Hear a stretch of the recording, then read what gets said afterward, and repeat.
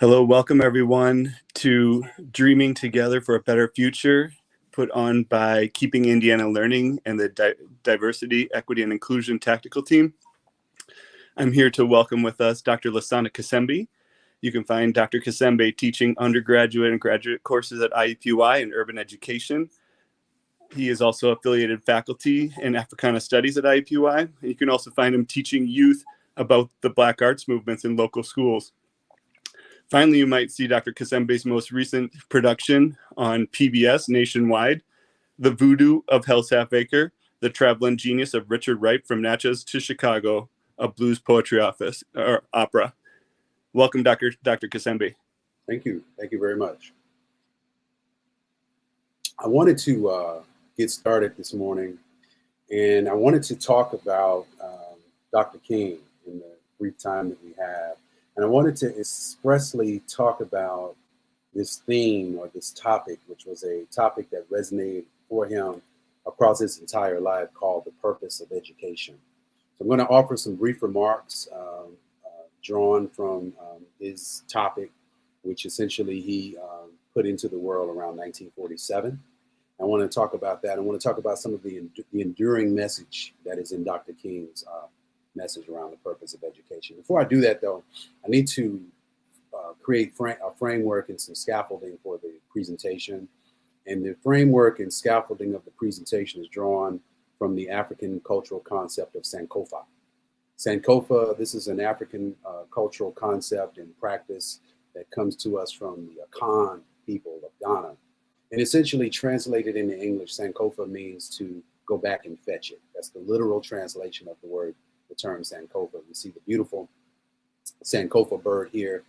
The Sankofa bird, its body facing in the present, its head twisted around, looking symbolically at the past, and in its beak, you can't see it from this angle, in the beak of the bird, he's holding what they call the sacred egg or the cosmic egg, which represents the unborn generations or the future. So all wrapped up in this symbolic iconography from Africa, the African cultural and folk wisdom of Sankofa is an honoring of past, present, and future, understanding that there's a symbiotic relationship and connection between the past and the present, and it cannot be separated. History is, in fact, for us who are living today. So Dr. King, I wanted to iterate the message that he wrote back in 1947, and that should be really adhered to and understood, because Dr. King at the time was 18 years old. He was a Morehouse College freshman, and he actually penned an essay for the Maroon Tiger, which was a college student newspaper. And the title of Dr. King's essay was called The Purpose of Education.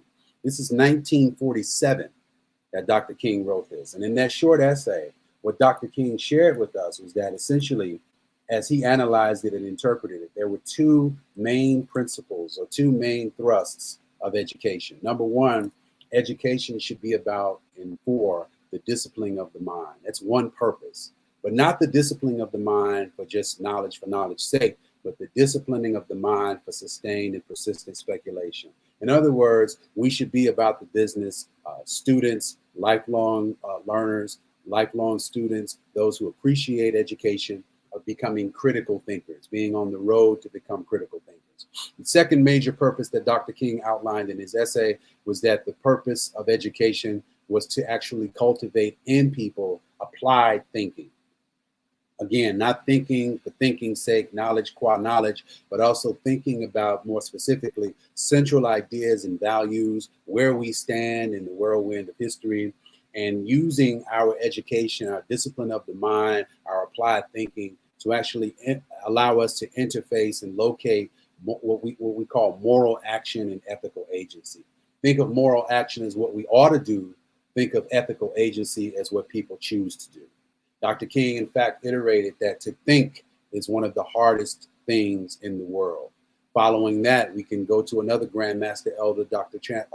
Carter G. Woodson, who wrote and told us repeatedly that most people have not experienced what's commonly known as thinking. So we can see with both of these gentlemen in the work that we do, particularly those who work in education, thinking, the ability to think and the quality of what you think about is extremely important. And it's a concept, it's a practice, it's a skill, and it's a critical habit of mind that's sort of immutable and translatable across space and time.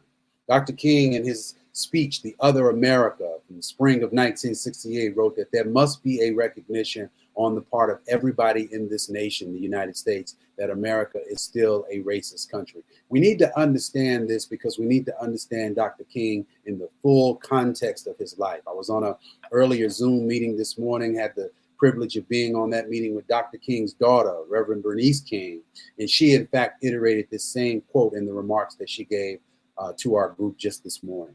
There must be a recognition. So this is actually acknowledging reality. So Dr. King, again, this young man using his education not to align himself to receive titles, to engage himself in a pursuit of dollars and smartness, but using his education and to, in fact, position himself as a servant of humanity and one who is about the business of serving the greater goals and the loftier goals. So again, when Dr. King was actually 17 years old back in 1946, he was moved, like many folks around that time were. In the summer of 1946, this man you see portrayed here, Maceo Snipes, was actually a Marine veteran from the United States Armed Forces, who was actually killed in Georgia. He was shot days after he had the audacity to vote in a primary election in Georgia. Less than a week after Maceo Snipes was murdered, two Black couples, Dorothy and Roger Malcolm, and May and Georgia Dorsey, were also similarly executed, murdered by racists in that small town in Georgia. Dr. King was so moved by this that he actually wrote a letter as a 17-year-old young boy. He wrote a letter to the Atlanta Constitution, calling for justice and actually calling for racial equality.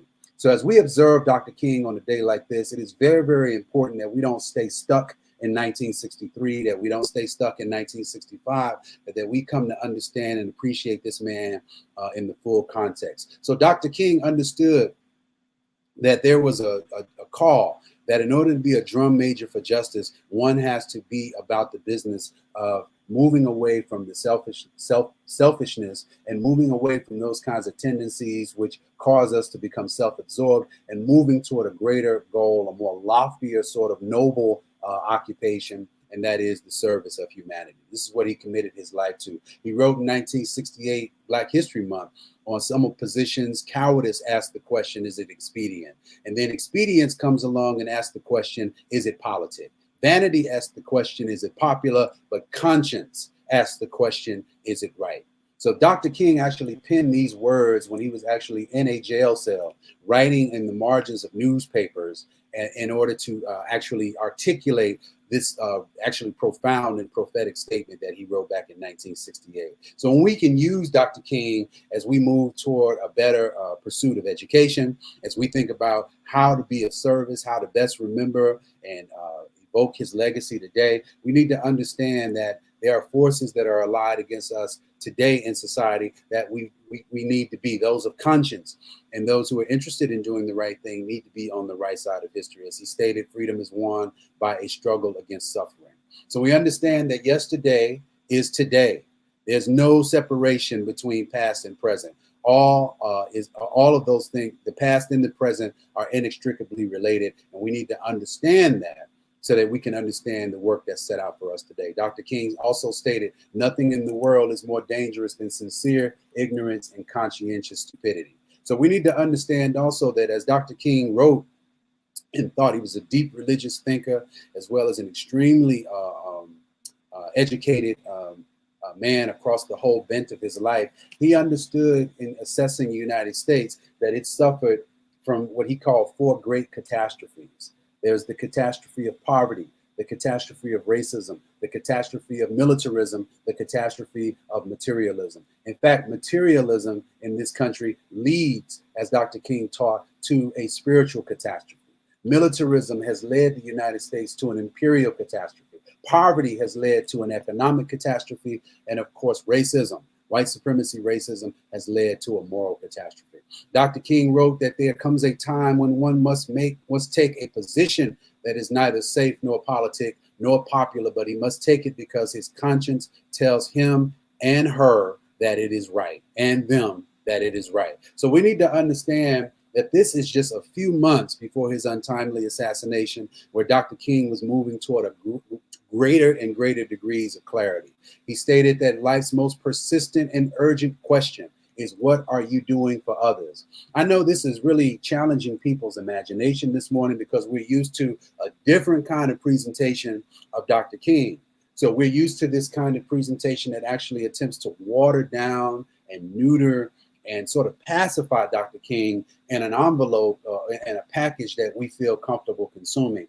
I'm insisting that we understand this man in his full context. So in order to do that, it is very critical that we understand Dr. King in his fullness, most especially during the last 18 months of his life, where he was talking about engagement.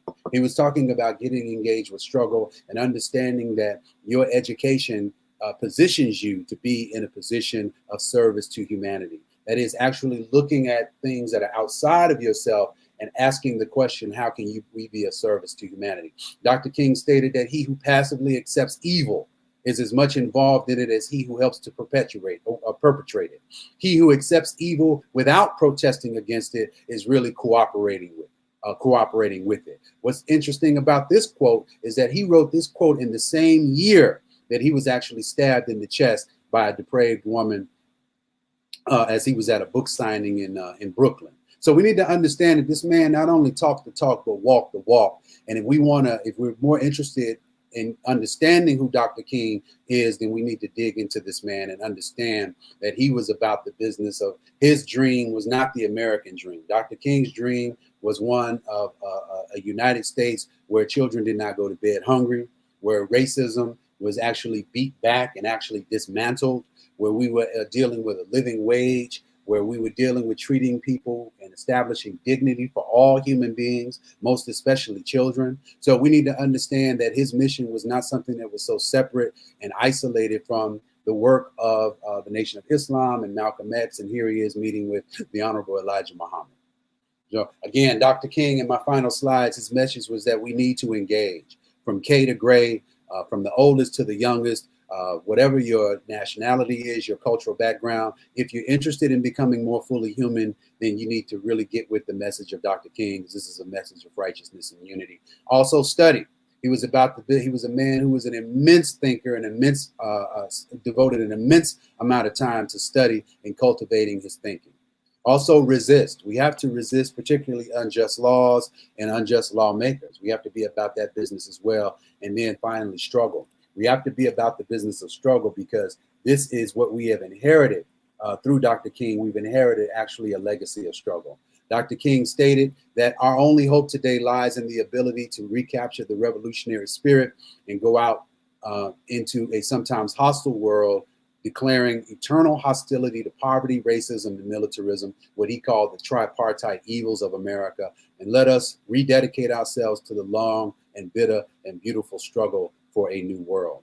This is what Dr. King's mantra was, in my view, unlearn. There is my contact information. And as I begin to stop the share, I wanted to just leave you with these last books that you need to get. You need to pick up W.E.B. Du Bois's book, The World in Africa. You need to pick up Dr. King, The Radical King by Cornel West. I urge you to get these books and read these books. You need to pick up the late Professor James Lowen's book, Lies My Teacher Told Me, Everything Your American History Textbook Got Wrong. For the young people, pick up Coretta Scott, a children's book that actually begins to introduce them to a very young age. Pick up an indigenous people's history of the United States by the great scholar Roxanne Dunbar Ortiz. Pick up The Shaping of Black America by the esteemed late scholar Lerone Bennett Jr., Chicago native like myself. Pick up and read and then reread The Souls of Black Folk. Form study groups and get together. Pick up the late historian who was actually a speechwriter for Dr. King, Dr. Vincent Harding, There Is a River, The Black Struggle for Freedom in America. You're not educated unless you've read W.E.B. Du Bois's master tome, Black Reconstruction in America, where this man captured the last 20 years of the 19th century. Pick up 100 Years of Lynchings by Ralph Ginsberg, essentially a collection of newspaper clippings documenting what was going on during the 1900s assault against Black people in the United States. Pick up the recently published 1619 Project by Nicole Hannah Jones, And just to get some art and some love and some romance in your life, pick up African American Poetry, 250 Years of Struggle and Song, edited by the great poet Kevin Young. So that is all. I wanted to thank you very much. Enjoy the rest of the conference. That was awesome, Dr. Kazembe. Thank you so much. On behalf of everyone who's viewing, I want to thank you on behalf of KEEP, Indiana Learning, Diversity, Equity, and Inclusion Tactic Team, and a big thanks for everyone who has joined us on this live stream. Don't forget to join us for a roundtable discussion with Dr. Kazembe and all of the afternoon presenters at 2 o'clock, and share these sessions of our event with the hashtag DreamWith. Educators, there's a link in the description of our live stream to share your thoughts about the Dream Summit and receive your PGP certificates for joining us today. One more time, thank you, Dr. Kazembe. Thank you. Thank you very much.